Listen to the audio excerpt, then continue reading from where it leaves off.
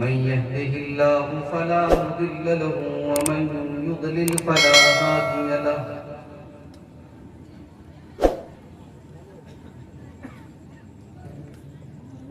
وأشهد أن لا إله إلا الله وحده لا شريك له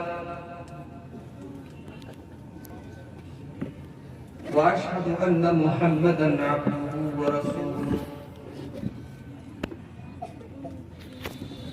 يا أيها الذين آمنوا اتقوا الله حق تقاته ولا تموتن إلا وأنتم مسلمون يا أيها الناس اتقوا ربكم الذي خلقكم من نفس واحدة وخلق منها زوجها وبث منهما رجالا كثيرا ونساء واتقوا الله الذي تساءلون به والأرحام إن الله كان عليكم رقيبا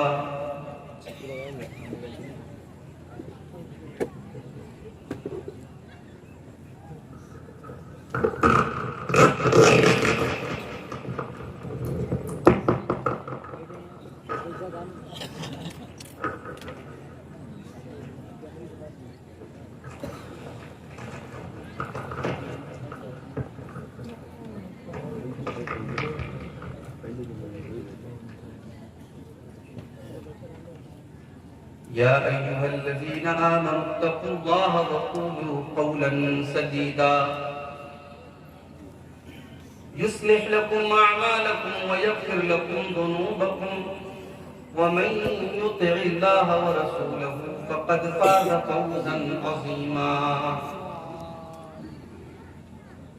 أما بعد فإن خير الحديث كتاب الله وخير الهدي هدي محمد صلى الله عليه وسلم وشر الأمور محدثاتها وكل محدثة بدعة وكل بدعة ضلالة وكل ضلالة في النار أعوذ بالله من الشيطان الرجيم بسم الله الرحمن الرحيم ومن آياته أن خلق لكم من أنفسكم أزواجا لتسكنوا إليها وجعل بينكم مودة ورحمة إن في ذلك لآيات لقوم يتفكرون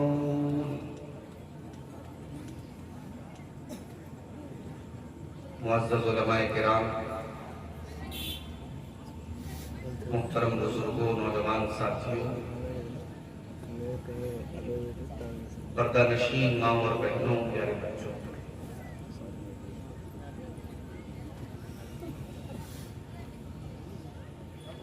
गमाइश मऊ के इस अजीम शान प्रोग्राम के पहले दिन का ये आखिरी खिताब जो मुझे आपके सामने पेश करने की जिम्मेदारी सौंपी गई। मैंने जलसे वालों से ये कहा था कि 2 दिन का आपका प्रोग्राम है। हमारे शेख रज़ाउल्लाह सलफी साहब कानपुर से आए हैं।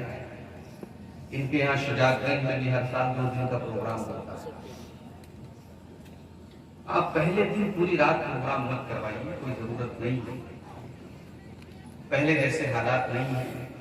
करीब के जो लोग हैं वो अपनी सवारियों से वापस चले जाएंगे, जो दूर के हैं उनके थोड़े से भी रहना है दोनों दिन के।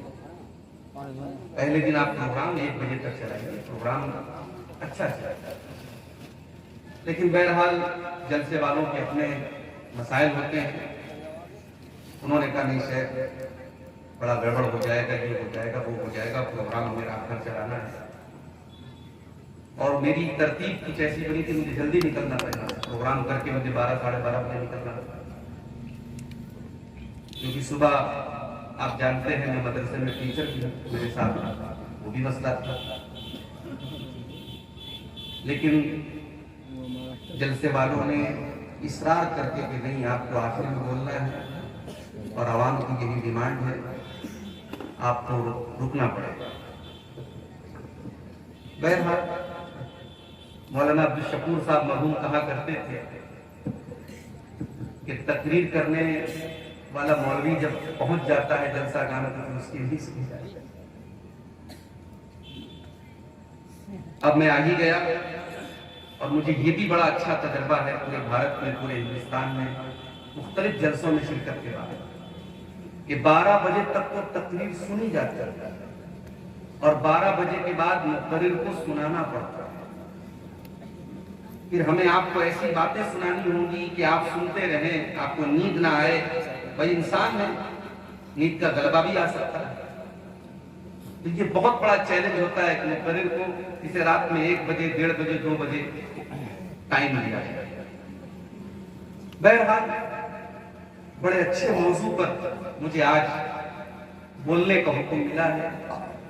जो भाई हमारे शादी कर चुके हैं उनके भी मतलब का टॉपिक है, जो हमारी बहनें शादीशुदा हैं, किसी की मिसेज है, किसी की वाइफ है, उनके भी मतलब का टॉपिक है, और जो किसी के शौहर या बीवी बनने वाले हैं उनके भी मतलब का टॉपिक है।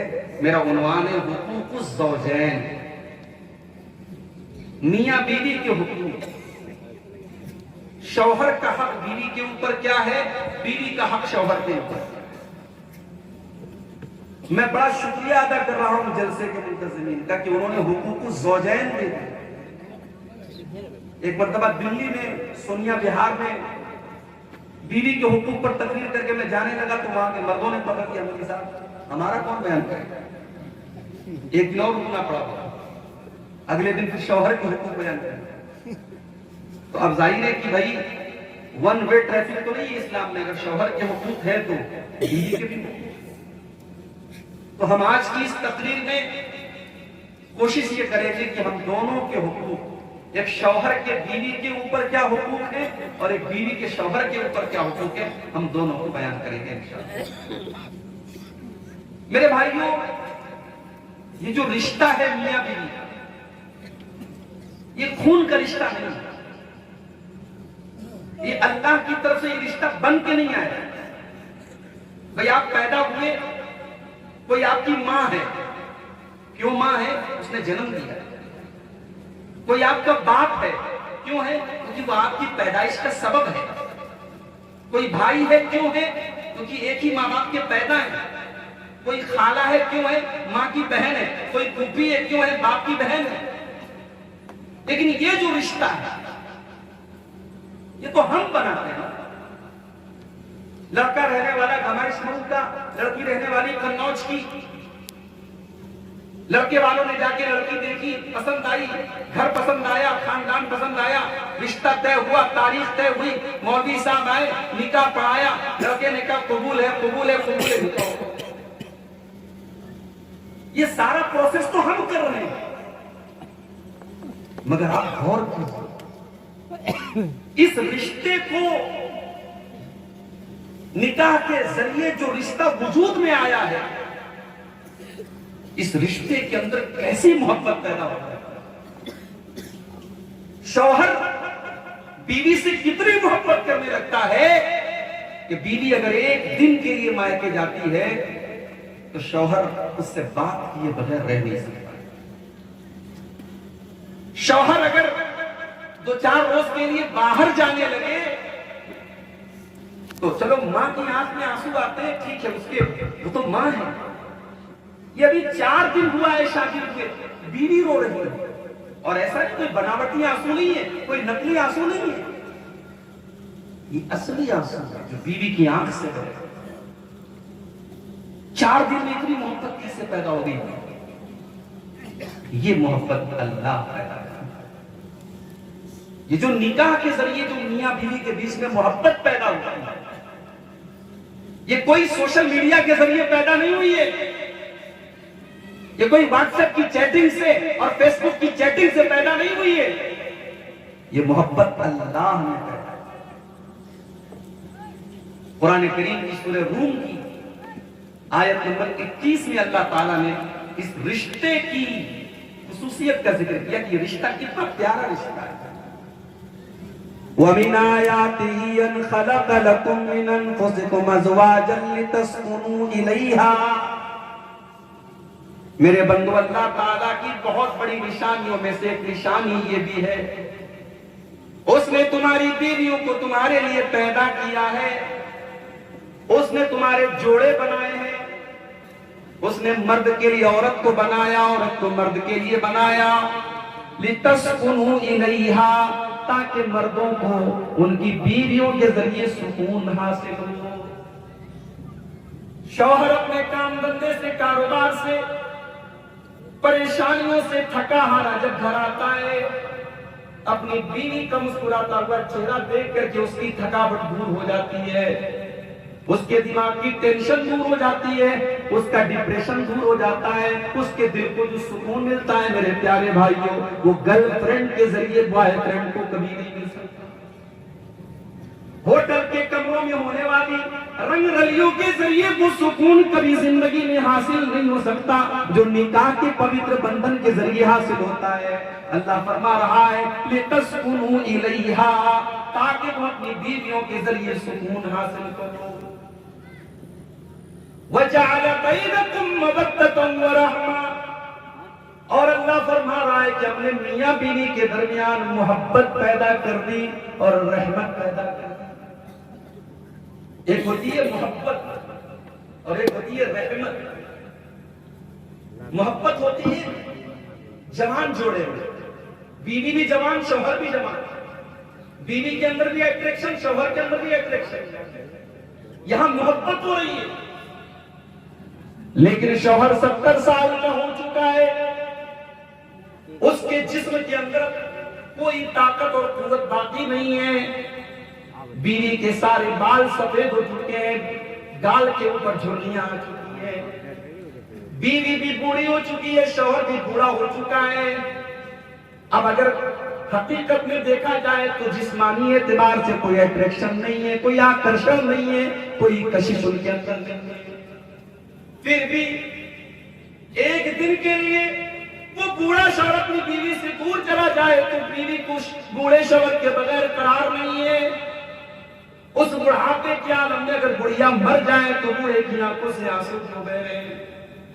अल्लाह फरमा रहा है मेरे बंदो, उस बुढ़ापे की आलम में जब मियां बीवी के दरमियान कोई अट्रैक्शन नहीं है, कोई जिस्मानी ताल्लुक भी नहीं है, मेरे बंदो हमने रहमत का रिश्ता इस निकाह के पवित्र बंधन के जरिए पैदा कर दिया है। शौहर को बीवी के ऊपर रहम आता है, बीवी को शौहर के ऊपर रहम आता है। वो एक दूसरे का गिला शिकवा सुनते हैं, एक दूसरे के दुख दर्द को सुनते हैं, एक दूसरे के लिए रहमत बन जाते हैं। ये है निकाह का रिश्ता। कितना कुरान ने कितना हसीन अंदाज में इस रिश्ते को बयान किया है। और आगे बढ़िए, कुरान का दूसरा पारा उठाइए, अल्लाह फरमाता है हुन्ना लिबासुल लकुम व अंतुम लिबासुल लहुन्ना। ऐ औरतों, तुम अपने शौहरों के लिए लिबास हो, और ऐ मर्दों तुम अपनी बीवियों के लिए लिबास। क्या मतलब?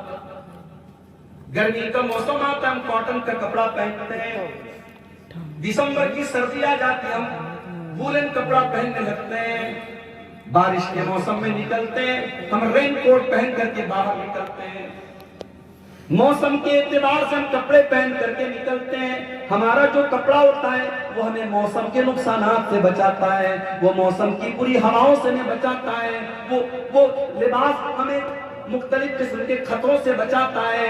अल्लाह फरमा रहा है हुन्ना लिबासुल लकुम व अंतुम लिबासुल लहुन्ना। शौहर बीवी के लिए लिबास है, बीवी शौहर के लिए लिबास है। जमाने भर में बेहयाई का सैलाब आया हुआ है, बदकारी का सैलाब आया हुआ है। शौहर के सामने जब वो स्टेशन के ऊपर से गुजरता है, एयरपोर्ट से गुजरता है, सड़कों पर से गुजरता है, न जाने कितनी बेहया और बेशरम लड़कियां उसके सामने से गुजरती हैं, उसके जज्बात को भड़काने वाले कपड़े पहन करके घूमती हैं। लेकिन जब शौहर अपने घर में आता है, उसकी बीवी मोहब्बत के साथ उसके साथ पेश आती है उसको सुकून पहुंचाती है, उन जमाने के सारे फिक्रों को वो भूल जाता है। उसकी बीवी उसको जमाने के फिक्रों से बचाती है। जिस तरीके से लिबास आपको सर्दी से, गर्मी से और बारिश से बचाता है। लिबास का एक काम और भी, लिबास अगर ना हो हमारे बदन पे, हम नंगे हो जाए। कोई इंसान अगर मार्केट में खड़ा होकर नंगा घूमे, लोग कहेंगे पागल जा रहा है। अकलमंद इंसान नंगा नहीं घूम सकता।